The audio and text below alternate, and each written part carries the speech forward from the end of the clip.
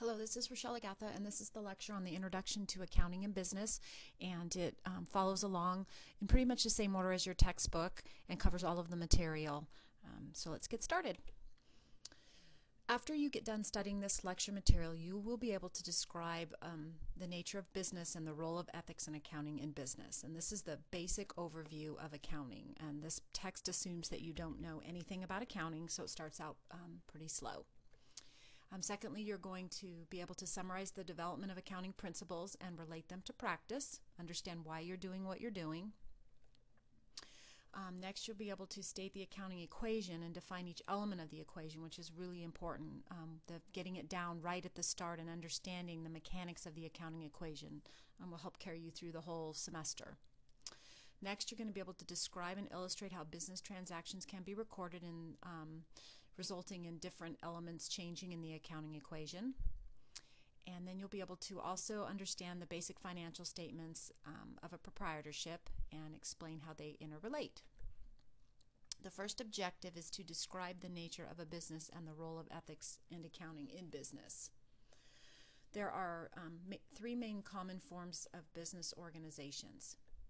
There is a proprietorship, a partnership, and a corporation. And these are the three main types of or forms of business organizations that we're going to cover. And we start out with the proprietorship. Lastly, we are going to talk a little bit about a limited liability company and see how it's a kind of a combination of a partnership and a corporation. There are some main types of businesses as well that we're going to start out with. The first one is a service-oriented business, which we stay in dealing with in the first three chapters or first three lectures, if you will. The next type of business is a merchandiser, and we cover that after we understand the basics of accounting. A service business just provides services such as a repair company, a consulting firm, anybody who does a service and doesn't sell a product. A merchandiser, on the other hand, is somebody who sells a product like Walmart, Target, Home Depot. They have inventory. And then lastly is a manufacturer, somebody who actually builds a product like Chrysler, GM, anybody who takes pieces, possibly Dell computer, they get parts and they produce and manufacture an end result like a computer, or even cell phone manufacturing companies. There's lots of different types of manufacturers. Okay, let's go back and talk about the different types of structures of business. A proprietorship is owned by one individual, and they comprise about 70% of the business organizations in the United States. So that's, you want to start a business, you don't want anybody to be involved with you, you have the money, you start it up, you're a sole proprietor. There's a low cost of organizing, so that's why people will do it. And on the other end of the stick, there's limited financial resources because it's only the owner that has the finances to get started. And usually it's used by small businesses. A partnership, on the other hand, is similar to proprietorship, except that it's owned by two or more people or individuals. And it only comprises about 10% of the business organizations in the U.S. Usually you do it because you want to combine the skills and resources of more than one person. So maybe you have the talent, but you don't have the money, or maybe you have part of the talent, you need somebody else with the other half of the talent. So there's reasons why people will make a partnership. And then a corporation is a separate legal entity, and it's organized under state and or federal statutes. And that's the biggest difference between a corporation and a sole proprietor and a partnership. They generate about 90% of the total dollars of business receipts received. However, they only comprise about 10% of the overall businesses. So that should tell you right there that corporations are big, and there's lots of different types of corporations you think about when you hear, especially in the economy right now, there's a lot of them going under. So a lot of the car, auto manufacturers, there's big corporations, and they take a long time to get going, and they're very involved. Just keep in mind that they're a separate taxable legal entity. A corporation also includes ownership in the form of stock, and we're not going to spend any time on stock till the end of the course. It's a more complex accounting transaction. Usually you're able to obtain large amounts of resources by issuing stock. However, as we see in today's economy, the stock market has really taken a hit, and we're going to talk about that when we get to the stock chapter. And like I mentioned, it's usually large businesses. A limited liability company combines attributes of a partnership and a corporation, and it is organized as a corporation. However, a limited liability corporation can elect to be taxed as a partnership, and it's a popular alternative to a partnership. Has tax and liability advantages to the owner. So we're not going to spend much time on tax in this class. That's a separate class, but just keep in mind that if you're a sole proprietor, all the income flows to the owner, and it is recorded on the owner's tax return. A partnership, all the income flows through to the partner's private tax returns, and a corporation is taxed at a corporate level. And that's all I'm going to say about tax right now. Okay, let's talk about the business stakeholders that a company thinks about. A business stakeholder is defined as a person or entity having an interest in the economic performance and well-being of a business. Okay, so that's a lot of words. What does that mean? Well, there's lots of different types of stakeholders. There will be capital market stakeholders. Those are the people that provide the major financing for businesses. There's product or service market stakeholders, and those include your customers who purchase the business products or services, as well as vendors who supply inputs. So let me give you an example here. I work in the healthcare industry, and our customers are going to be our patients that come and use our service. We're a service industry. And our customers will also be our vendors that we buy the medical supplies from, and the services of the physicians, and all of the other things that we need to supply our customers, our patients, the service that we provide. Then there's those government stakeholders. They have an interest in the economic performance of a business. City, county, state, and federal government collect taxes from businesses within their jurisdiction, but other forms of government stakeholders, sticking kind of with my healthcare example, it would be Medicare and Medi-Cal. You're hearing a lot about the whole healthcare redesign in America right now, and the government stakeholders have a vested interest in the success of healthcare. Then you have your internal stakeholders. Those would be your employees and your managers, and people's jobs depend on the company, so don't forget your internal stakeholders. So when you're thinking about your business being profitable, you also have to think about what you do for your employees and your managers, and how the success of your business and the success of them is what leads to the success of the business. Okay, let's talk about ethics for a little bit. Ethics are the moral principles that guide the conduct of individuals. And ethics is something that you learn about in school, but I truly believe that it has a lot to do with many factors. Individual character is a part of ethics.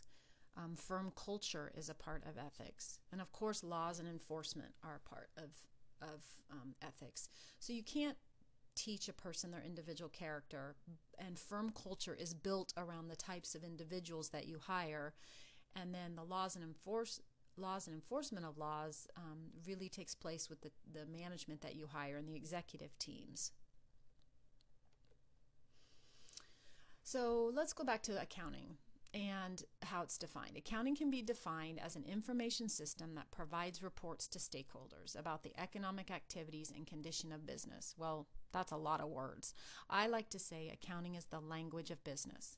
It is what we speak, and you're going to hear me say it over and over again. It is what it is, and it is like learning a foreign language. So when you're scratching your head and you're thinking, why do I do this? It's the same reason that in Spanish you say one word, and in English and German you say something else, and you have to put a comma here and a capital letter here. Accounting is a language, and you're going to learn why we follow it as the weeks progress here. The process by which accounting provides information to business stakeholders is as follows. First, you have to identify your stakeholders. You can't really figure out what you're going to produce in the form of accounting reports if you don't know who you're producing them for. Then you're going to assess the information needs of those stakeholders. So am I writing a report for my employees, or am I writing a report for the auditor who's auditing me? Then you design your accounting information system to meet the stakeholders' needs. So not knowing kind of where your background is or where you're headed, there's a ton of different accounting systems, and there are good and there are bad and there are many in between. But you design that information system to meet the needs of the people that you have. Then you're going to record your economic data about your business activities and events. And we're going to take baby steps and learn how to do that in this class. Then you're going to prepare your accounting reports for those stakeholders. So just kind of repeating that. First, you figure out who you're trying to give the reports to. Find out what they want. Design the information to get what those people or stakeholders need. Record the information properly to get what you need, and then prepare their reports.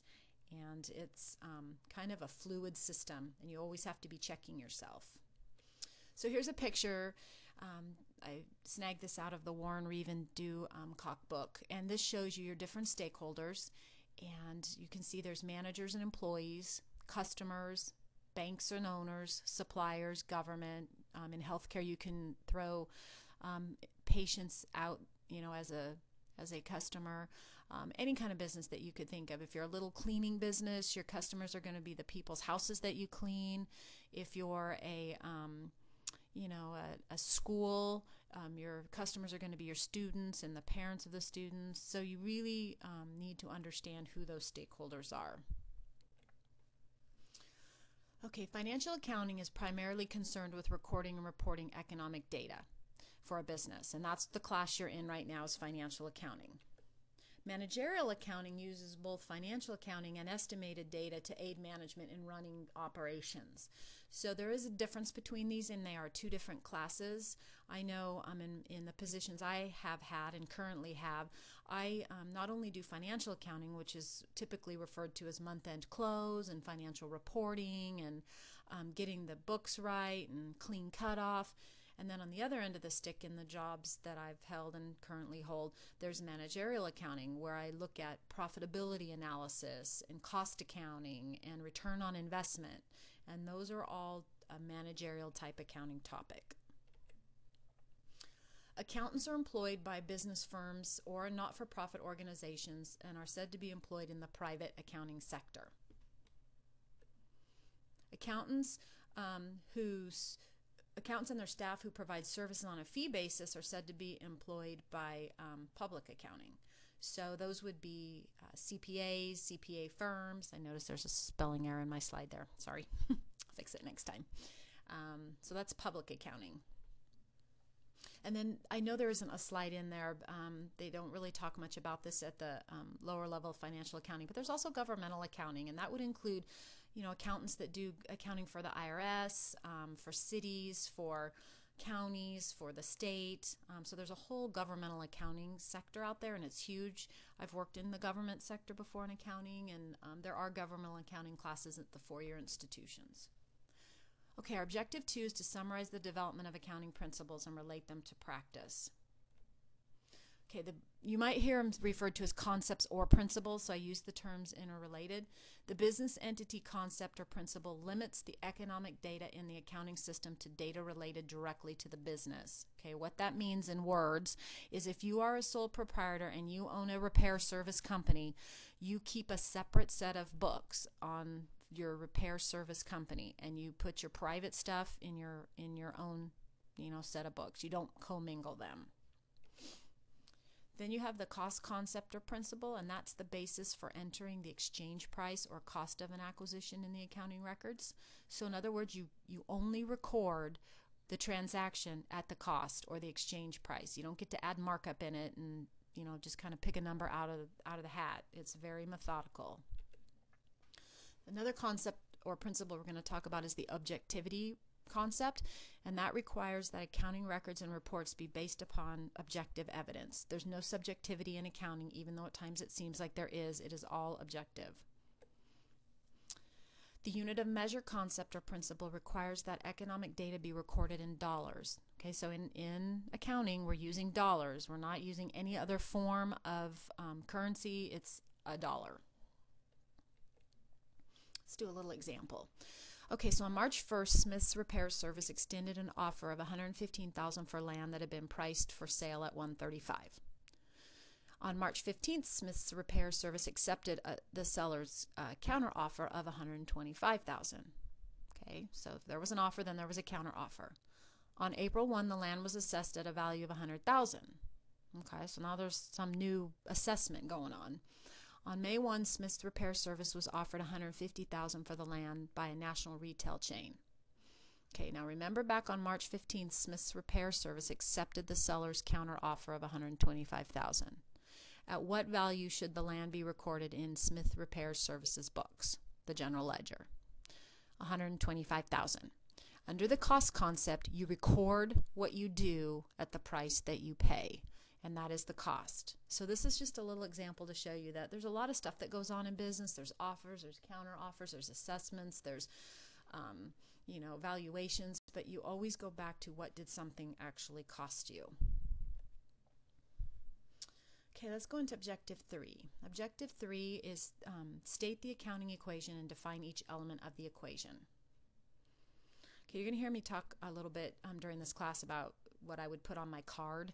When I teach this in person, I talk to my students a lot about making flashcards, and the way to study for an exam is with flashcards, because this is like learning math or a foreign language. So this is one of the things I would put on my card. So if I was making flashcards, which you might want to do because it does help you take the quizzes faster if you don't have to be flipping around through your notes or your book. But the accounting equation is assets equals liabilities plus owner's equity. Notice the little balance, and everything's in balance. Okay, so let's talk about the pieces of the accounting equation. Assets are the resources owned by a business. Doesn't matter what kind of business it is, it's the resources owned by the business. Liabilities are the rights of the creditors, which represent debts of the business. Okay, so this would be like you go out and you buy supplies for your business on a credit card, and that liability is a debt to the business. And owner's equity is what's left over. It's the rights of the owner. So if your debts are bigger than your assets, you don't have any equity left in your business. And that's why there's businesses having trouble these days. So let's do a little example. At the end of 12/31/08, Smith's Repair Service had assets of $850 and liabilities of $250. How much equity did Smith's Repair Service have? Okay, so I kind of lined it up for you. Assets equal liabilities plus owner's equity. So you know that $850 equals $250 plus something. So not knowing exactly how great your math is, if you subtract $250 from both sides of the equation, you get that owner's equity is $600,000. Excuse me. So this is a basic math. Notice that your equation has to be in balance at all times. Okay, Objective 4 is describe and illustrate how business transactions can be recorded in terms of the resulting change in the basic elements of the accounting equation. Okay, once again, that's a lot of words for an objective. And what I really want you to get out of this section is, as you do things to each side of the accounting equation, you always have to stay in balance.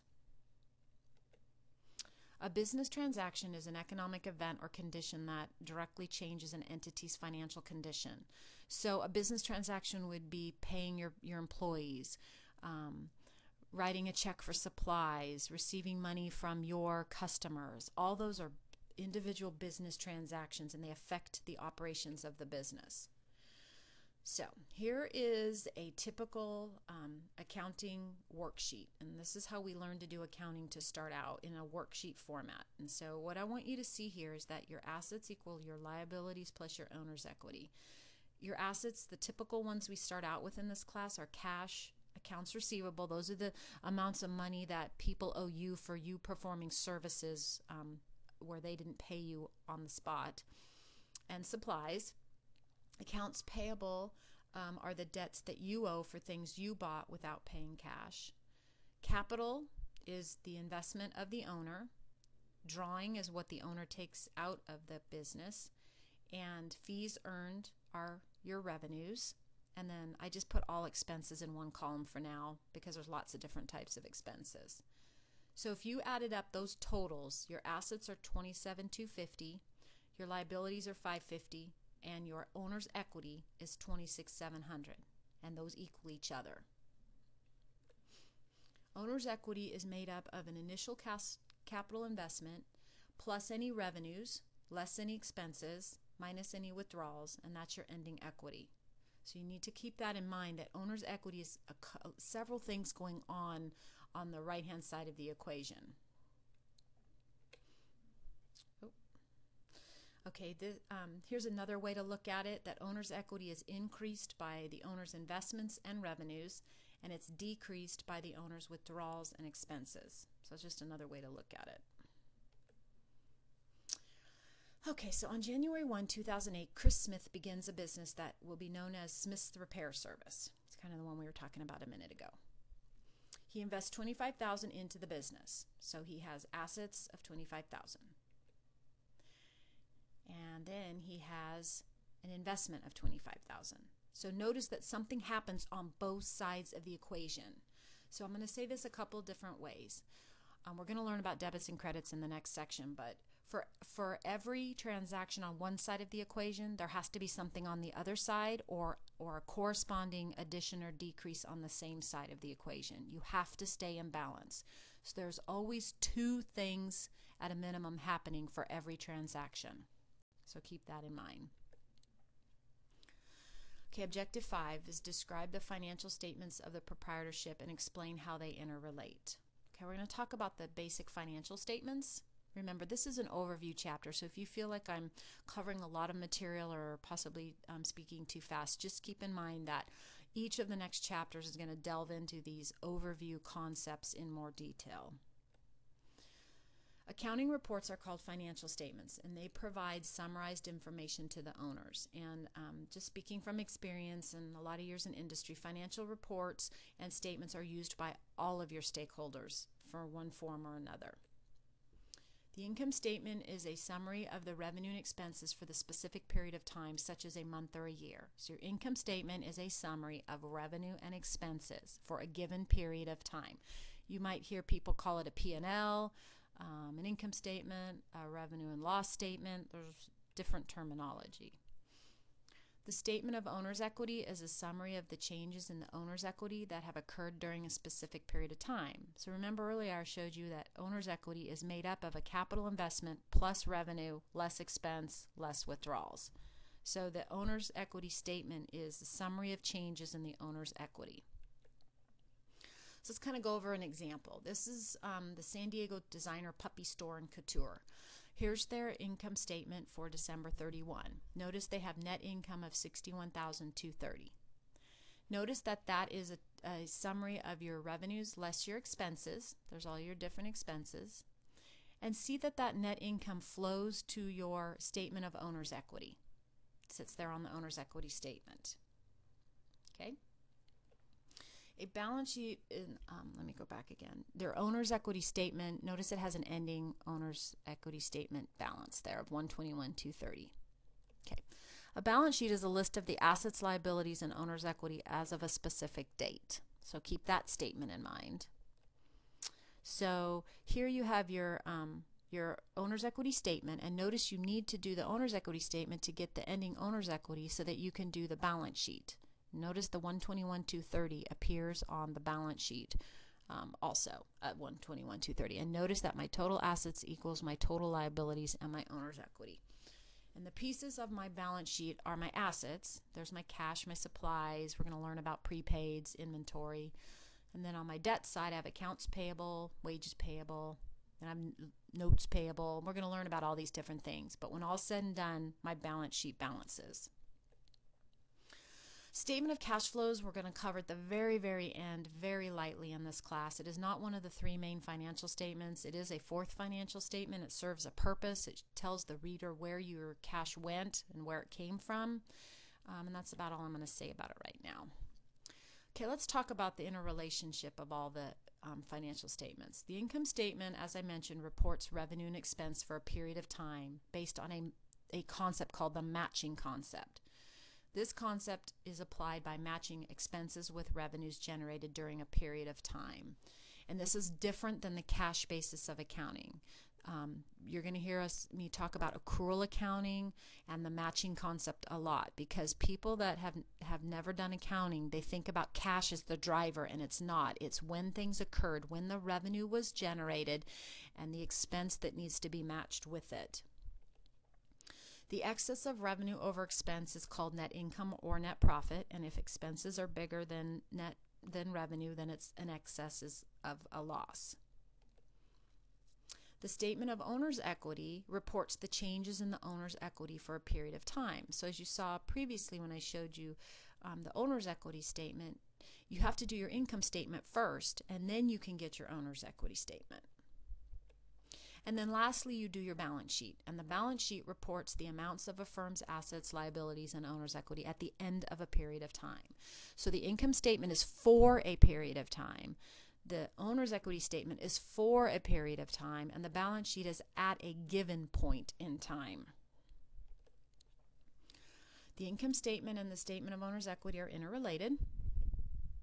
Net income or net loss appears on both statements. The statement of owner's equity and the balance sheet are interrelated.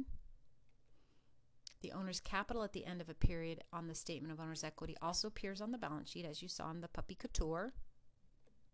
The balance sheet and the statement of cash flows are interrelated, and we're not going to spend much time on cash flow, but the ending cash balance on the balance sheet would appear on the statement of cash flows as well. Okay, and that's it for this lecture, and if you have any questions, go ahead and email me, and there's other information on Blackboard and assignments and information relating to what you have to do for the assignments for this lecture. Thank you.